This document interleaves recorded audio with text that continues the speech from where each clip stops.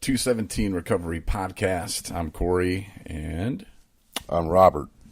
Thank you for listening tonight. And of course, we got some stuff coming up this week, talking about the harm reduction blood draw. That's coming up on the 9th, which depending on when you're listening to this, could be a couple days, could be tomorrow, could be today. It could be yesterday. Mm-hmm. Yeah, it all depends on when you're listening. But you can find a link to Harm Reduction's website under resources at 217recovery.com. Tonight, and of course, the UFAM. The UFAM, May 17th. Unite to Face Addiction. Yes. We're so excited about that. We're going to be there with a booth, so stop by, see us, and we have some games that we think we're going to play. Yeah. We're in the process of coming up with a few ideas, a few drafts, see what happens with it. But more importantly than just playing games with us, we want to hear your story. So stop by. We don't have to record it, but hey, if you want us to, that's fine. But we want to talk to you. We want to tell you our story. We want to hear your story as well. So come see us and maybe get some goodies, and we'll have some stuff for you too. So come see us. But yeah, today Rob and I went to a meeting, and on the way to the meeting, we were kind of talking like, what are we going to talk about today on the podcast? And came up with a pretty good topic. Yeah, I think so. I think that it deals. In one way, shape, or form, it deals with addiction, and what could lead us down an even darker path, or we can learn from it. But even actually, I noticed you don't necessarily have to be an addiction to deal with what was our topic? Toxic relationships. That's what we're talking about. Mm-hmm. Yeah, because yesterday in a meeting they were talking about toxic relationships, and I started thinking, okay, well, how do I know if that relationship was toxic? And it first hit me like, okay, there's some people that are clearly in my life toxic, but then it went back to my ex-girlfriend. And you know how any addict or somebody who's addicted to something, when they think about, oh, remember doing that, and oh, it's such a great day. Like for me, it's with alcohol. Like I'll go back in my mind to, a nice sunny day in Arkansas when I was out, drinking at 9 a.m. in my yard, spraying weed killer on it, and just what a beautiful time that was. Or, how my house looked nice and clean after I got done cleaning it. After I was just hammered drunk. Yeah. And, those were such good times. Yeah. And, I just remember those. I don't remember. You don't remember the bad, crappy times when you wake up, not knowing where you were at or how you got there, or shaking, going through DTs, or, sweating and just feeling like, hell. Absolute hell. Sending those drunk texts and you're scared to even look at your phone. Yeah, that's the worst. I know I've done that a couple of times, and it's just like, oh my God. Spending a month in the hospital because your liver stopped working. Right. Just you forget those, put those on the back burner. But anyway, back to toxic relationships, though. I was doing that same thing with my ex. I was thinking about her. I was like, oh, okay, well, her long, dark hair. Yeah. She had such a little attitude about her. It was just sexy, and I remember that one time when I looked down the hall and I had this like big chair and she was like bent over the chair, and I was just thinking, damn, like I burned that one into the spank, into the spank, into the bank. But I started thinking about all these great things, and I didn't remember like she was just a mean person, and the times the bad things. I didn't remember the bad. So I'm wondering, is that a toxic relationship? When you look at relationships from the past and you're like, oh, or maybe right now, I think, oh, well, maybe, that, this isn't me, but maybe, that guy cheated on me. I had to make sure I put that disclaimer in there. Right. Or maybe, a girlfriend cheated on me, or, the bad things, she left me high and dry, and she was supposed to pick me up, didn't show up because she was out using, or he was out using. And we tend to, and I get it, we tend to fantasize and romanticize about the good points, which were probably few and far between, and not necessarily pay attention to a lot of the bad things, and that in dealing with, toxic relationships. We also touched base a little bit on, in toxic relationships, you deal with codependency. And for a lot of people, that's a really fine line. Like, okay, am I codependent or am I not? So yeah, I think that sometimes is a blurry gray area. Well, am I being codependent or are they being codependent? Well, I think that's all up to the individuals to decide. I'm sure other people looking in could be like, oh my God, that is codependency at its worst. But that's not necessarily for them to decide, just like anything else. Somebody can't say, hey, you know what, you're an alcoholic or you're an addict. No, that's for the individual, for the actual individual, for them to, be like, okay, yeah, I definitely think I have a problem. Somebody else can't label somebody as an alcoholic or an addict. Well, the same thing I think goes with codependency. You have to actually realize that something there is going on. I mean, other people can tell you that all they want, but what good is it going to do if you're not willing to accept the fact that maybe something is going on? But I guess where I was going with that, where does it fall under codependency? And it all depends. I think a lot of people have different definitions of codependency. Like mine would be, okay, well, I have my feelings are based on what her feelings are. Like is she going to be happy with this, and is she going to be okay? Is she happy? And you kind of pointed out in the car earlier too. It's also like, can I hang out on a Friday night by myself? Does she have to be with me? Do I have to be with her? Do I have to know what she's doing? Right. Do I have to control her to make myself happy? Do I have to be in charge of her? Or, no, don't do that, honey, because that's like. Yeah. And that's, that right there is going, that could definitely be considered or looked at as codependency, because you're going outside of yourself, to try to find happiness. You're not finding happiness within. Now, I argue the fact that, okay, well, there has to be a bit of codependency, with people. Some may say, well, that's not codependency, that's interdependency. Which okay, go ahead, look up the definition. There's another Webster for you. Hey, people, no. But interdependency or codependency, I think that everybody is a little bit codependent in one form or another. It's just part of human nature, I think. You could say all you want, well, I'm not codependent on anybody. I don't need anybody. My girlfriend and I have a great relationship. I don't necessarily need her to make me. Well, I will disagree with that.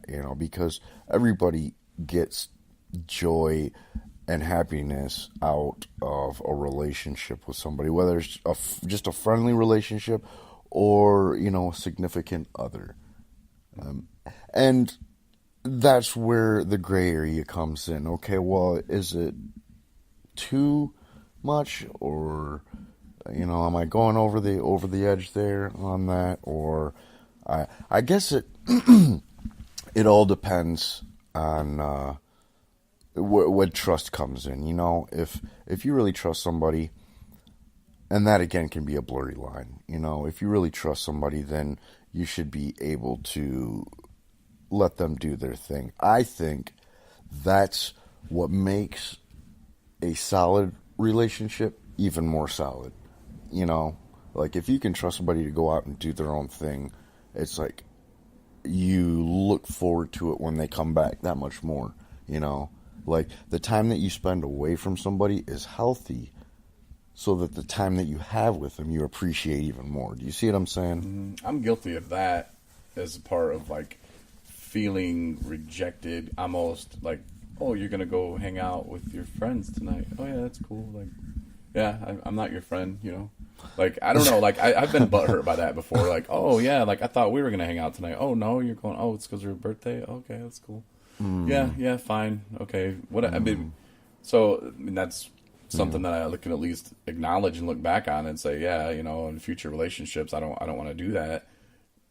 Well, I can't, I hope I don't, but at the same time, if I do get those feelings, I'm like, okay, well, instead of being a jerk to her, I can, not be fake, but just acknowledge my feelings and go, okay, Corey, that's, she is allowed to have a life outside of you. Right. And I think these are the things that I'm learning now that are going to help me in the future, with relationships. Yeah. And not to mention, instead of turn into alcohol, sorry. Right. No, you're all right. But I mean, and that comes in, I think a lot of it is circumstantial,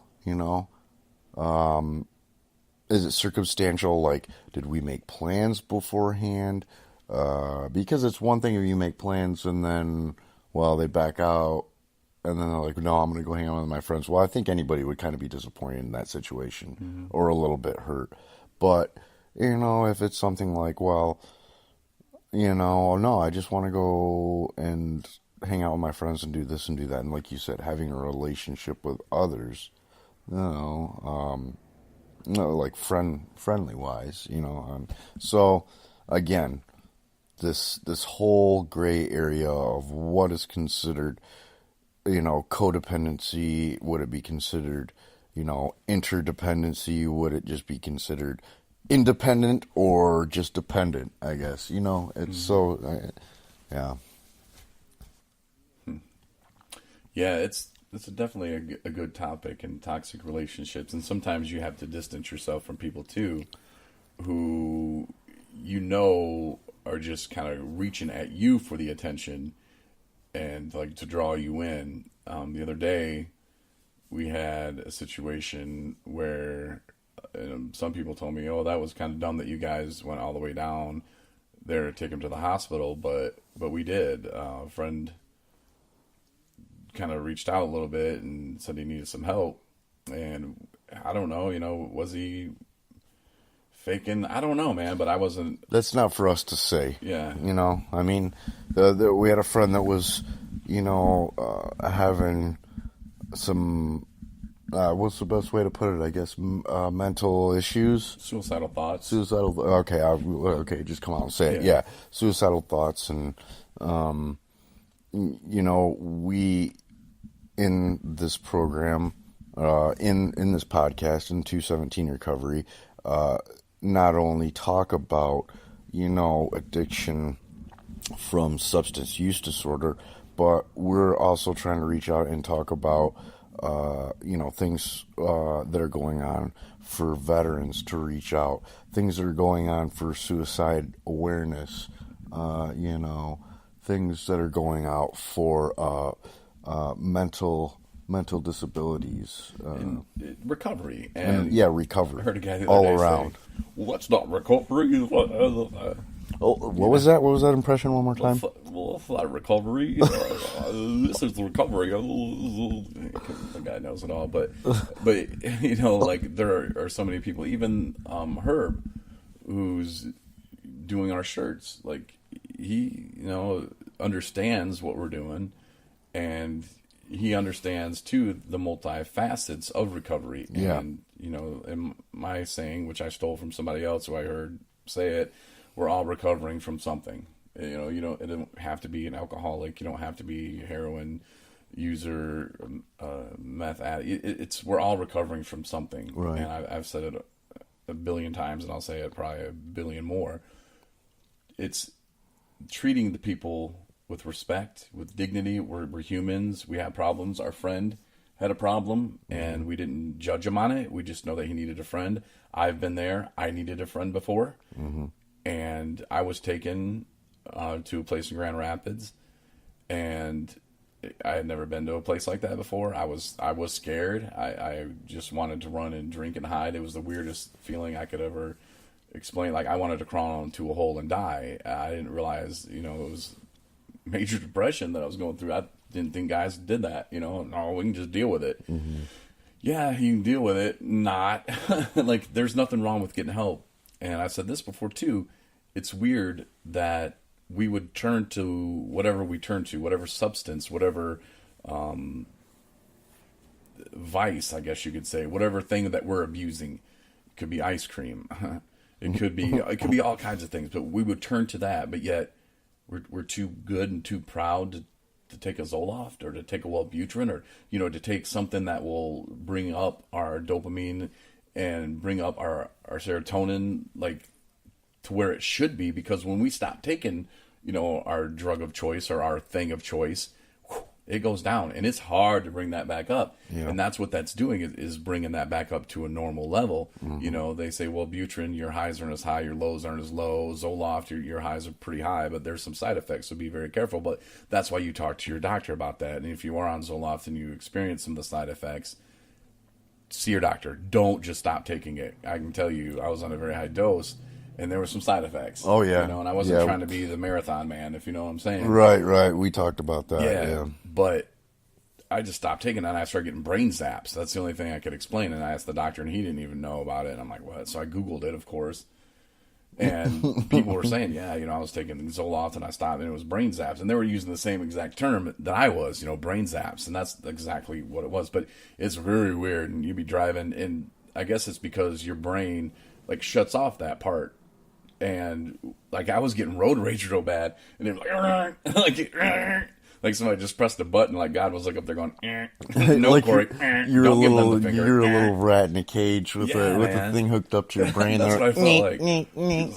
It was like, what the hell was that? And geez, man, like that was weird. And then I'm like, whatever I was taking, I don't want to ever take that again. But that's why you taper off and you don't just stop taking it. But yeah, talk to your doctor if you're having those kind of problems. But yeah, like our friend though, back to him. Brain zaps. Brain zap him a few times. But no, he is in a good place now though. And I think I made the right decision. Rob, I thank you so much for coming along with me, man. Yeah, and I think it was... I needed somebody to drive. Right. Absolutely. And I, have no problem with driving whenever you need me to, bro. So, yeah, but, that's what, he needed. And who knows, it may have saved his life in if not, the day that he was feeling this way, maybe a couple days later, if he hadn't got the help that he needed, Yeah, he was going through some things, and there's a lot of red flags on him, and just a lot of things that stuck out to me because I've been through it. Not because I'm an expert, not because I went to a bunch of classes and learned a bunch of things, but just because I went through it, and I kind of pulled him aside before and was like, hey man, this is what helped me. I went to this place and, they really got to the bottom of things, but you have to not lie. You have to be able to tell them the truth. And it's hard telling people, especially strangers, you're in like a hospital setting, the actual truth about some things, and you don't want to be judged. And, these are new people. When new people come into your life, you want to impress them. Mm-hmm.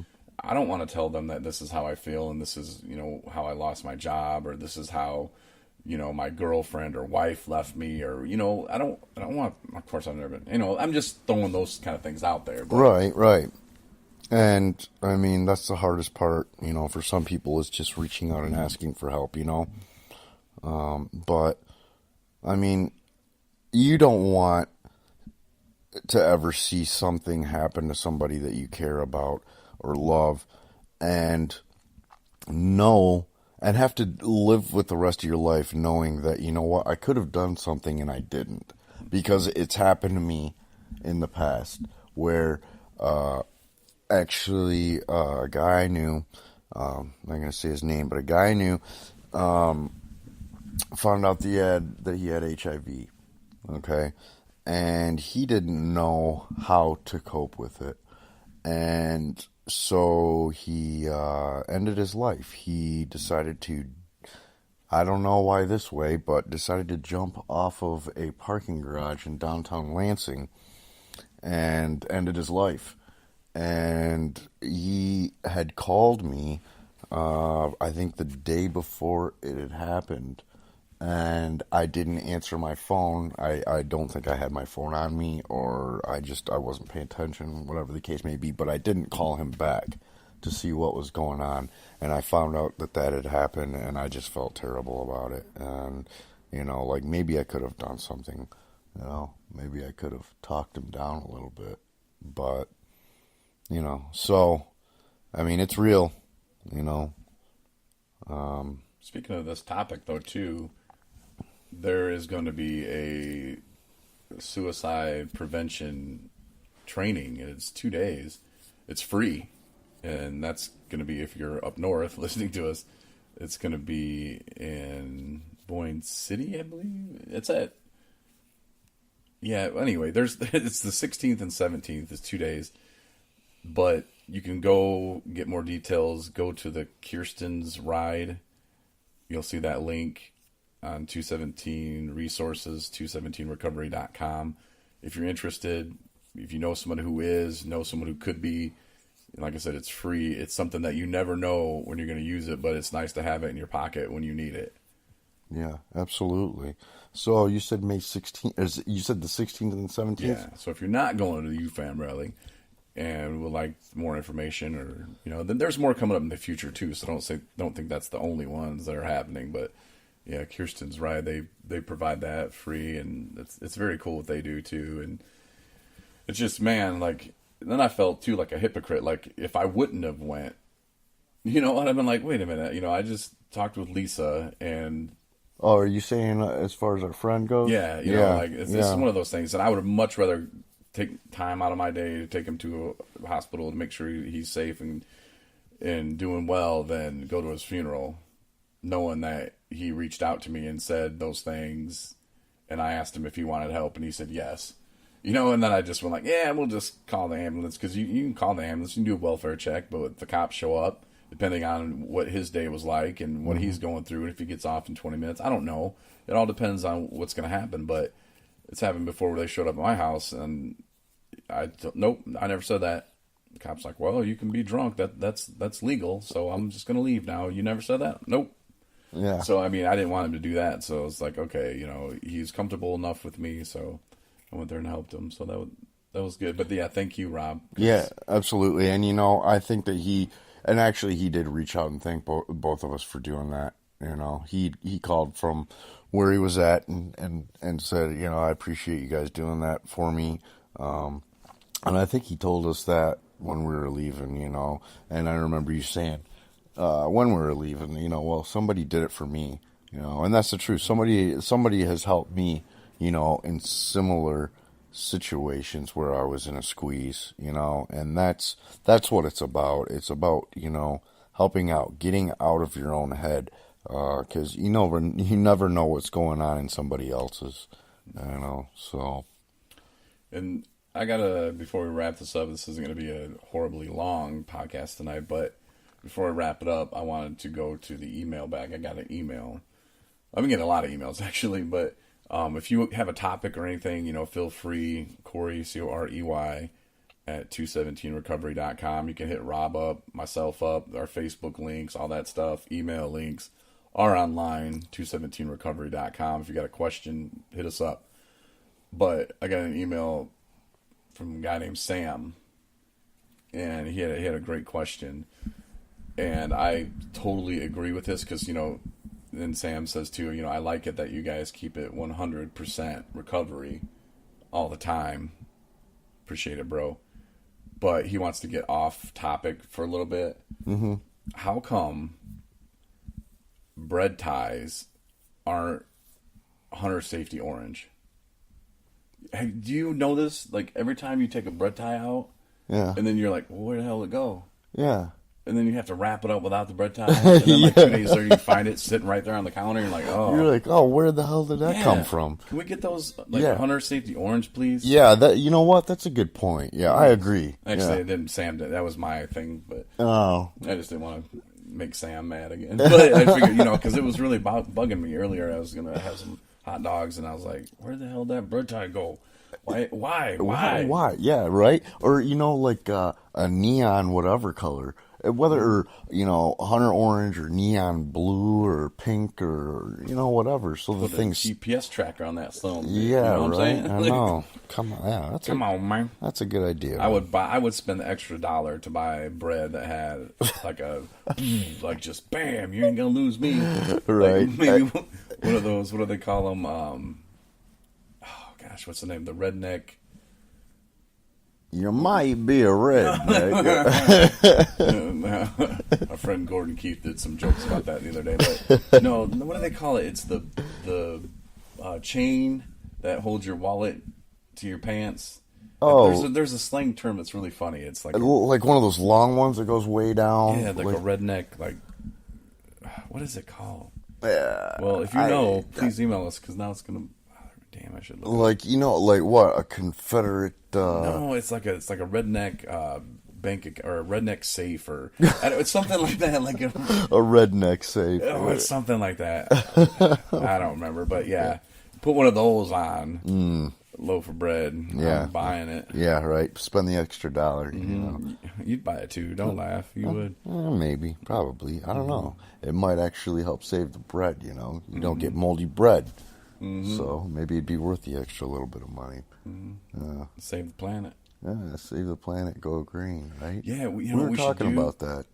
Yeah, now we're going to do at the UFAM rally because we were talking about, we can hand out these pamphlets, we can hand out this, and then like, nah, wait a minute. First of all, we don't have the money to be printing off 500, pieces of paper, let alone wanting to carry it in there. But right, like, man, nowadays people carry their phone anyway. Yeah, you want it? Here, we laminated it. Go ahead, take a picture.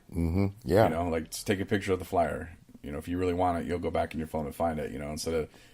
Instead of handing out a bunch of, and that's where it was like, okay, yeah, let's go green. So we also go green here. Yeah. But we're not gonna. We're only telling you. We're not telling the people at the event. We're telling them straight up. We're going green. We're only telling you that we just don't have the money and are too lazy to carry a bunch of papers out there. But it's just our secrets. Yeah. So don't give us away if you come see us out there. But yeah. Yeah. I don't know. It is what it is. Yeah, I guess it is. But what if we came out with our own 217 recovery brand of bread ties where, like people can just use them over and over. We'll just say it's going green. And we'll just go to the store, buy some bread ties, paint them orange or whatever. Yeah, for donations. Like we were talking about with the mat hook bracelets or the mat bracelets with the fishing hook because Matt likes to get the fishing hook stuck in his back when he's drunk or something along those lines. But we could put some kind of key tag on them, right? Like 217 recovery bread tie. Hey, for a mere $5 donation. Use it over and over and over again. I almost said something very inappropriate. But yeah, this is PG here, so. All right. Well, I think that's gonna do it for tonight. Yeah. Thanks, Rob, for co-hosting with me. Absolutely, man. I think it was a good topic. We covered a little bit, so. Cool. Yeah, bread ties, man. Bread ties. Oh, you mean the other? Yeah, codependency, toxic relationships, suicide. Yeah, it was good. All the above. Yeah, good times. Good times. More resources online, 217recovery.com. You can hit us up, like us on Facebook, share us on Facebook, check out our pictures, videos, all that good stuff. Appreciate it, and have a great night. And until Thursday. Thursday night? Yep. All right, sounds good. Talk to you later. Bye.